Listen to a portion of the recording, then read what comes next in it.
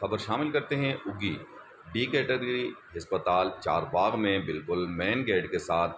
مین سروس کی تاریں اوپن پڑی ہوئی ہیں اور بالکل اس کے برابر میں ایک مدرسہ اور ایک سکول ہے اور لوگوں کا بھی آنا جانا یہاں پہ ہے، جہاں دن میں سینکڑوں مریض اور سکول اور مدرسہ کے سینکڑوں بچے اور اسی طرح خواتین کا گزر ہوتا ہے۔ کسی کی بھی وقت کوئی بڑا حادثہ پیش آ سکتا ہے۔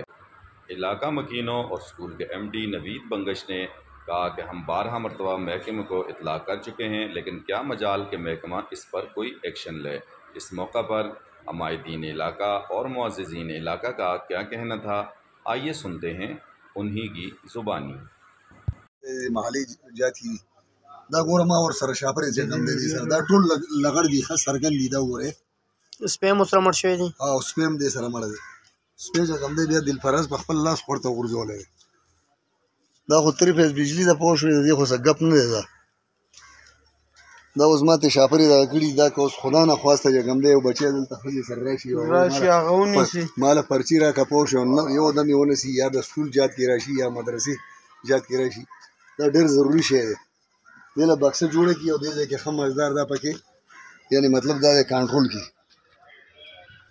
دا 3 فیز بجلي ده دا څه ګپ نه دی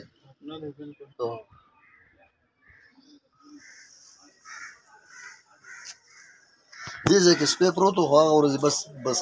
متي دا وه چې تاسو ته ما ونه ښو عمر خالي ته هم اتفاقا ورته ووایو چې یاره د دې سیز غور پکار دی نه دا مین شی دی دا په دې ټیپ کې تللی دی دا انجیوز والا چې کوم دی 3 فیز